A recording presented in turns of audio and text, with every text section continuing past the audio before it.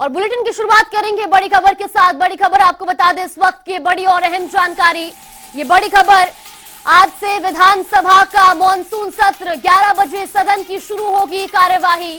तो सरकार को घेरने की तैयारी में विपक्ष, 13 विधेयक किए जाएंगे पेश। साथ ही आपको बता दें कि अनुपूरक बजट पेश करेगी सरकार। इसके अलावा आपको बता दें कि मॉनसून सत्र में हंगामे के आसार भी जताए जा रहे हैं, क्योंकि विपक्ष कई मुद्दों को लेकर सरकार को घेरने की तैयारी में है। तो आज से विधानसभा का मॉनसून सत्र शुरू होगा। तैयार है सभी लोग जल से जुड़ी हुई समस्याओं को सुनने और उस पर बहस करने के लिए तैयार है। हम लोगों ने सवाल तो पहले से ही मन बना हुआ है कि प्रदेश में कई क्षेत्रों में बाढ़ आई है, कई क्षेत्रों में सूखे की स्थिति है, ये किसानों से, जनता से जुड़ा हुआ मुद्दा है। इस पर सकारात्मक चर्चा करें। अगर नकारात्मक विपक्ष की भूमिका निभाएंगे तब विवाद करेंगे, वो हल्ला करेंगे। और एक जनहित में अगर सकारात्मक विपक्ष की भूमिका निभाना चाहेंगे तो निश्चित तौर से सरकार हर सवाल। तो वैसी खबर पर ज्यादा जानकारी के साथ हमारे सहयोगी अनूप कुमार और टीएन मिश्रा हमारे साथ जुड़ के। अनूप, सबसे पहले आपसे जानना चाहेंगे, आज से विधानसभा का मॉनसून सत्र शुरू होने जा रहा है, फिलहाल क्या कुछ अपडेट मिल रहा है?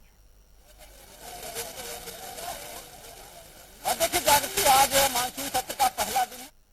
चरण सिंह की प्रतिमा पर समाजवादी पार्टी के विधायकों ने प्रदर्शन शुरू कर दिया है। वहां पर महंगाई, बेरोजगारी, भ्रष्टाचार और कानून व्यवस्था के खिलाफ वहां पर नारेबाजी शुरू कर चुके हैं। अभी थोड़ी देर बाद मुख्यमंत्री 10:45 पर मेरे ठीक पीछे आप देख सकते हैं पोडियम लगा है। वहां पर सदन में क्या कार्रवाई होगी, किस तरीके से यहाँ पर अपनी प्रतिक्रिया देंगे। लेकिन उससे पहले आज सबसे पहले विधानसभा की कार्रवाई करीब 11 बजे शुरू होगी। वहां पर अभी तक जो विधायकों का निधन प्रस्ताव रखा जाएगा पटल पर, वित्त मंत्री सुरेश खन्ना निधन प्रस्ताव रखेंगे। उसके बाद आगे की कार्रवाई शुरू होगी। तो कुल मिला के वो कहा जाए जिस तरीके से विपक्ष निंदा प्रस्ताव को लेकर तैयारी कर रहा, विपक्ष लगातार हंगामा कर रहा है। और आज विधानसभा शुरू होने से पहले विधानसभा पर के बाहर आपने देखा किस तरीके से चौधरी चरण सिंह की प्रतिमा पर हंगामा शुरू हो चुका। विधानसभा के प्रदर्शनकारी आरएलडी भी वहां पर प्रदर्शन करने वाली है, क्योंकि आरएलडी की जो मांगे हैं वो किसानों से जुड़ी है। किसानों जो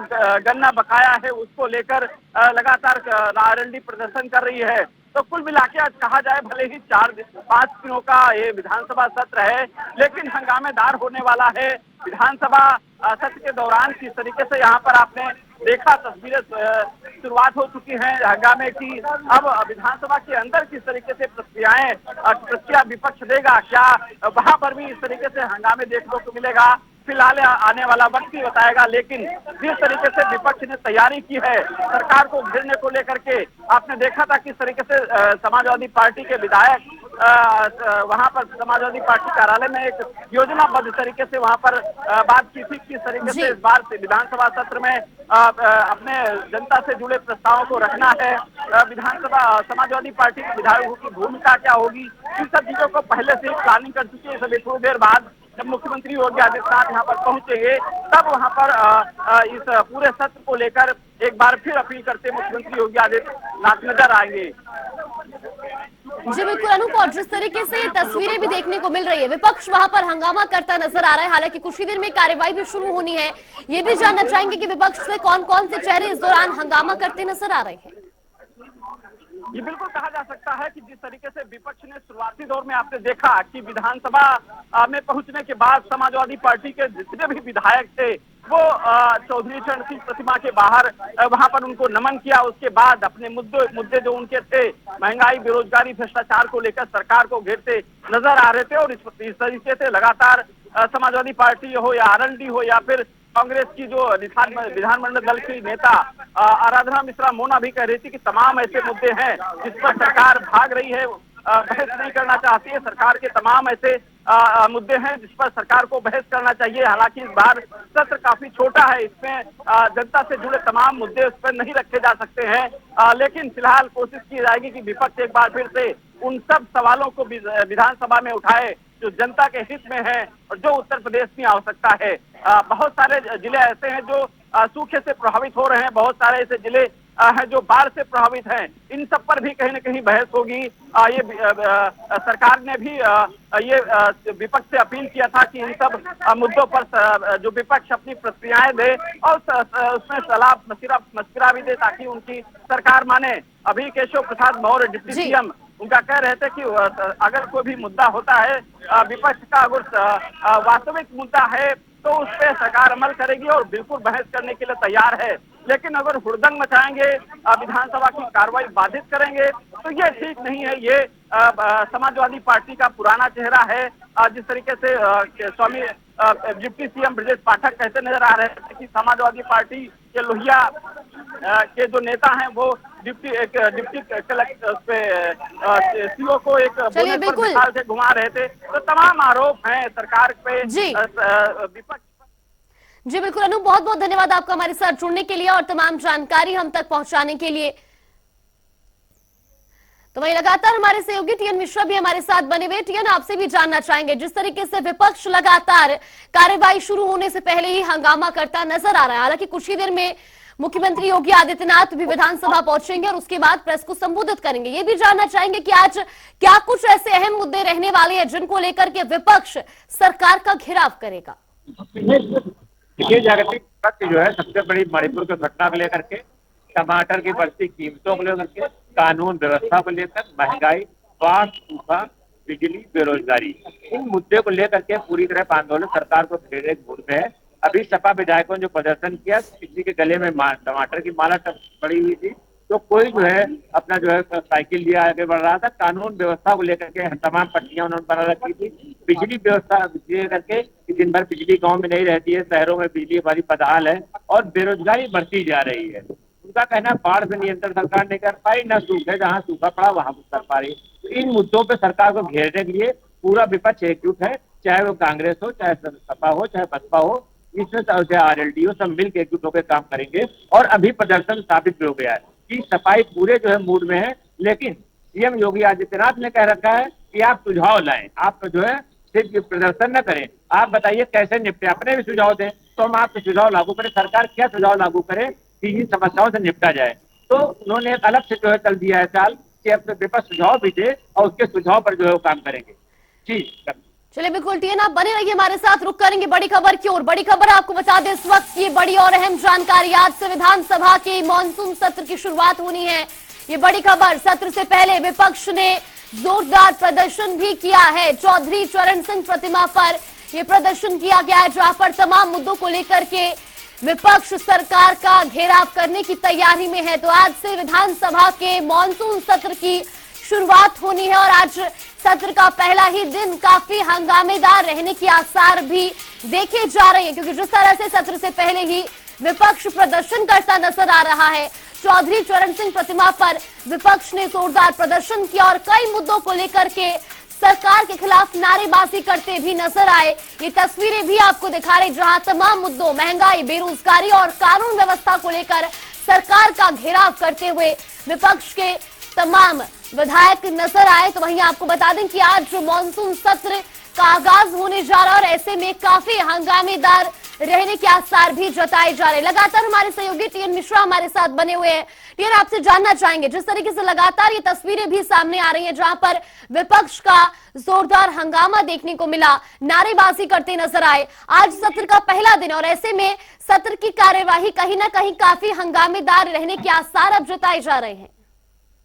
यह सही कही जाकर विपक्ष पूरे हमले के मूड में है और वो विधानसभा में प्रदर्शन करेगा, जैसे भी बाहर से दिखा दिया कि चौधरी चरण सिंह की मूर्ति को प्रदर्शन किया और यहाँ से सारे विधानसभा के अंदर गए हैं और सदन में विरोध करेंगे। लेकिन विपक्ष का क्या है कि महंगाई, बाढ़, सूखा और कानून व्यवस्था को लेकर के सरकार को घेर ही रही है। साथ ही मणिपुर घटना को भले दूसरे प्रदेश की है, लेकिन फिर भी वो चूंकि केंद्र का मामला भले हो, लेकिन वो भाजपा की सरकार है तो यहाँ भी उसे घेरने के मूड में है। तो कृषि, सिंचाई, ऊर्जा और स्वास्थ्य, इन विभागों के मंत्री निशाने पे हैं विपक्ष के, और क्योंकि इन पर ही सारा जो चारों मदार है और इन पर जो है लेकर के तो बिजली के ऊर्जा मंत्री जवाबदेही होगी, स्वास्थ्य सामक पत्रहारी पे डिप्टी सीएम ब्रजेश पाठक को, तो सिंचाई पर स्वतंत्र देव सिंह को, कृषि पे जो है सबको लेकर के निशाने लाना चाहते हैं और सपा पूरे रूप से मुंह में है। अब देखना यह है कि सदन के अंदर कितना प्रभाव आता है, सपा के विधायक कितना है, या मार्शल से हटा दिए जाते हैं या उन्हें सदन की कार्रवाई से बातचीत रोका जाता है, लेकिन कल जो विधानसभा अध्यक्ष ने जो कहा था, तो जरूर कहा था सभी के सहयोग दें ताकि सदन चला सके। तमाम ऐसे विधायक है, 57 विधायक है जिन्होंने कई बार सवाल अभी तक नहीं पूछे, तो उनका वो विधायक सवाल पूछे उनका जवाब देंगे। तो कुल मिला के है कि हंगामा होगा और सरकार हंगामा रोकने की और विपक्ष को सवालों का जवाब देकर उन्हें शांत करने की पूरी कोशिश करेगी। जी जागृति जी बिल्कुल, ये भी जानना चाहेंगे, अब जानकारी ये भी सामने आ रही है कि अब से कुछ ही देर में मुख्यमंत्री योगी आदित्यनाथ विधानसभा पहुंचेंगे। फिलहाल इसको लेकर के क्या कुछ जानकारी मिल रही है, कब तक वो पहुंचेंगे और प्रेस को संबोधित करेंगे? हम मुख्यमंत्री प्रेस को तो नहीं संबोधित करते, कारण मुख्यमंत्री जब से बने हैं ये सीधे आते हैं, गैलरी होकर के सदन में चले जाते हैं, प्रेस को नहीं संबोधित करते। वो सदन में संबोधित करेंगे जाकर के और ये 11 बजे के आसपास वो आ सकते हैं, तो इसकी कोई वो नहीं है। तो 11 बजे आएंगे, सदन में संबोधित करेंगे और विपक्ष के नेता ये जो सामने सवाल जवाब करेंगे, मीडिया तो रूबरू नहीं होंगे फिलहाल। जी जाकर जी बिल्कुल, बहुत बहुत धन्यवाद आपको हमारे साथ जुड़ने के लिए और तमाम जानकारी हम तक पहुंचाने के लिए। तो ये बड़ी खबर आपको बता रही, जहां मॉनसून सत्र के काफी हंगामेदार रहने के आसार आज जताए जा रहे हैं, क्योंकि मॉनसून सत्र शुरू होने से पहले ही जहां विपक्ष जोरदार हंगामा करता नजर आया और कई मुद्दों को लेकर के सरकार के खिलाफ नारेबाजी भी विपक्ष द्वारा की गई।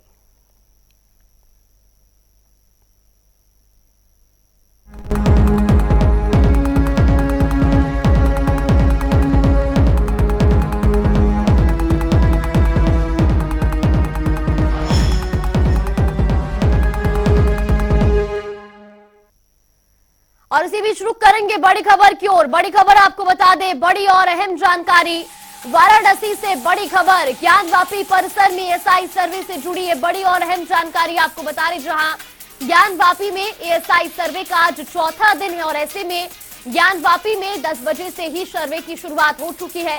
सावन के सोमवार को लेकर के समय में बदलाव किया गया है। ये बड़ी खबर ज्ञानवापी में एएसआई सर्वे से जुड़ी। तो आपको बता दें कि सुबह 10 बजे से ही ज्ञानवापी में एएसआई सर्वे शुरू हो चुका है और आज सर्वे का चौथा दिन है। तो लगातार तमाम चीजों को लेकर के जांच की जा रही है। साथ ही साथ आपको बता दें कि इस दौरान जहां हिंदू पक्ष और मुस्लिम पक्ष भी सर्वे में मौजूद है, सर्वे में तमाम चीजों को लेकर के गंभीरता से जांच की जा रही है। आज एएसआई सर्वे का चौथा दिन है। वहीं आज सावन के सोमवार को देखते हुए समय में भी बदलाव किया गया है। ज्ञानवापी में सुबह 10 बजे से ही एएसआई सर्वे शुरू हो चुका है। ये बड़ी खबर आपको बता रहे वाराणसी से।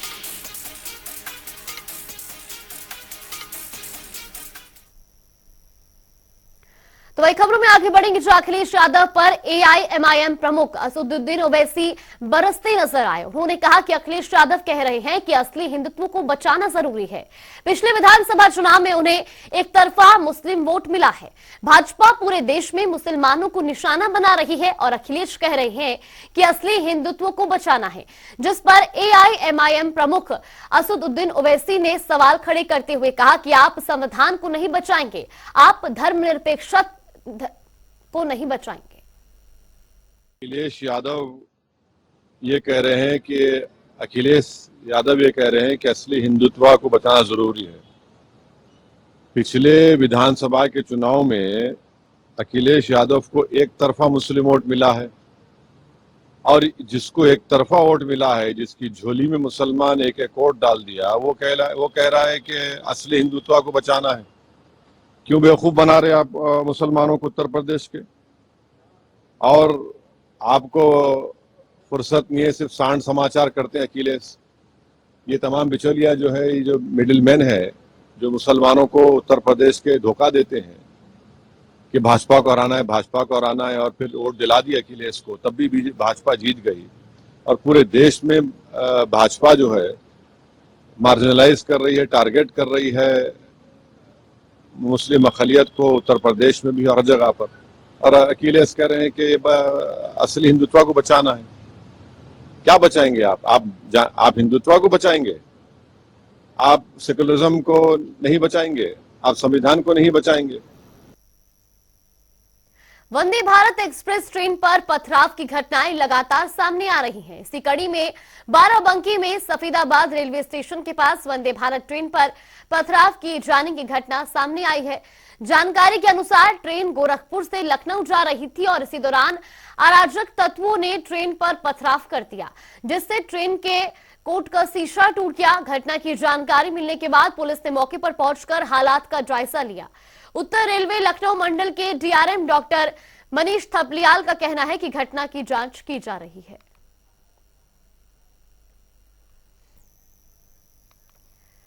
तो बाराबंकी से खबर आपको बता रहे, जहां वंदे भारत ट्रेन पर पथराव की घटना सामने आई है। आपको बता दें कि पथराव से जहां ट्रेन के कोच का शीशा भी टूटा है। तो आज सावन महीने का 5वां सोमवार है। शिव मंदिरों में श्रद्धालुओं की भारी भीड़ उमड़ रही है। प्रदेश भर में कई अलग अलग जगहों से तस्वीरें सामने आ रही है, तो वहीं गंगा घाटों पर भी भारी भीड़ देखी जा रही है, जहां से गंगा जल लेकर श्रद्धालु भगवान भोलेनाथ को अर्पण कर रहे हैं। तो ये 4 तस्वीरें भी आपको दिखा रहे हैं गोरखपुर, मेरठ, कानपुर और बदायूं की, जहां आज सावन के सोमवार के दिन भक्तों में खासा उत्साह देखने को मिल रहा है। भक्त मंदिरों में पहुंचकर भगवान भोलेनाथ की पूजा अर्चना कर रहे हैं और साथ ही मंदिर बम बम बोले के जयकारों से गूंज उठे हैं।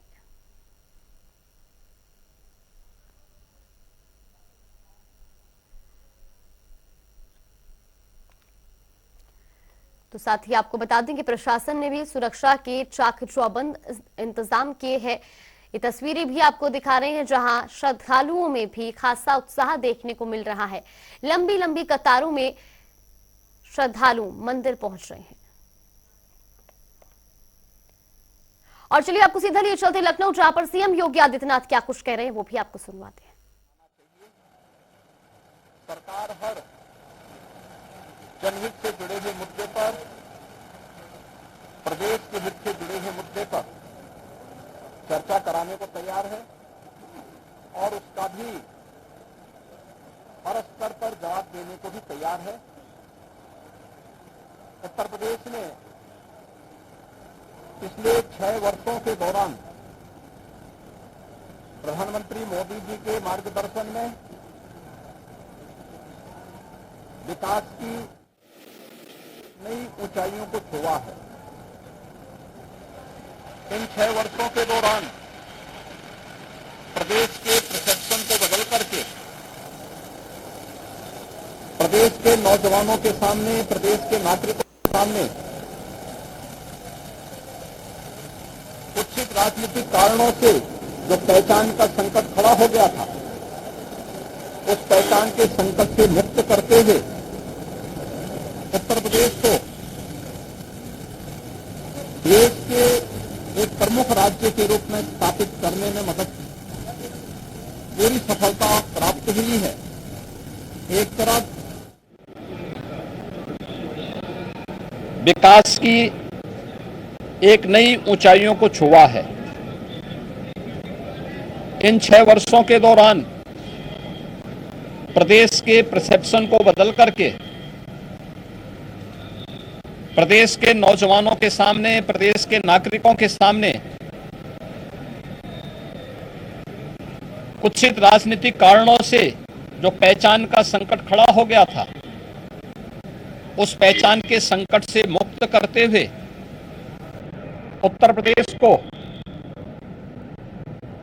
देश के एक प्रमुख राज्य के रूप में स्थापित करने में मदद पूरी सफलता प्राप्त हुई है।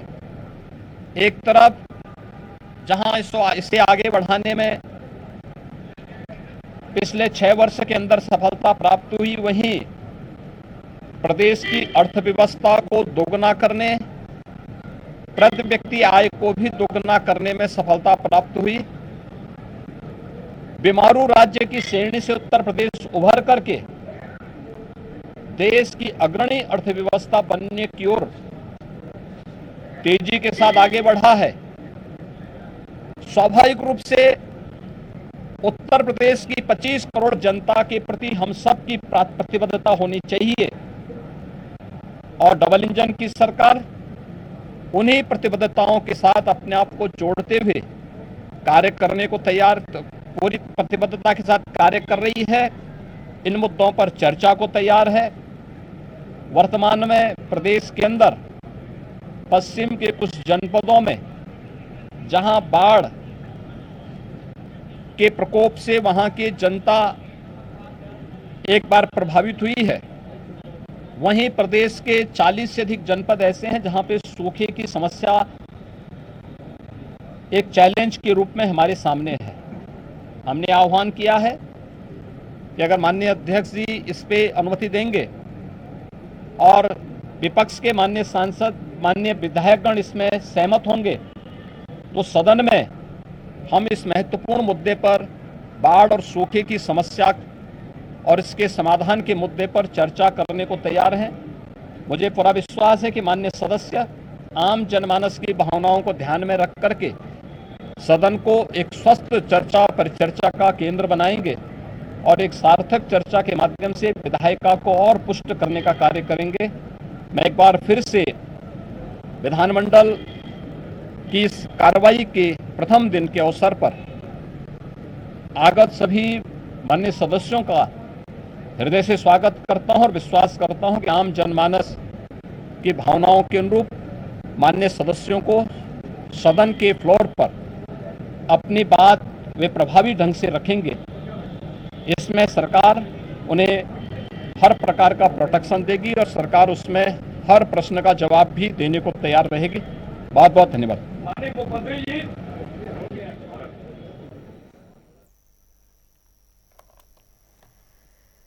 तो बड़ी खबर आपको बता रही, जहां आज से विधानसभा के मॉनसून सत्र की शुरुआत हो रही है, तो वहीं सीएम योगी आदित्यनाथ ने जहां प्रेस को संबोधित करते हुए कहा कि जनहित से जुड़े मुद्दों पर आज चर्चा की जाएगी। हर स्तर पर सरकार जवाबदेही के लिए तैयार है। सदन में जनता के हित में ही चर्चा होगी, सदन में सार्थक चर्चा हो और जनहित से जुड़े मुद्दों पर चर्चा की जाए।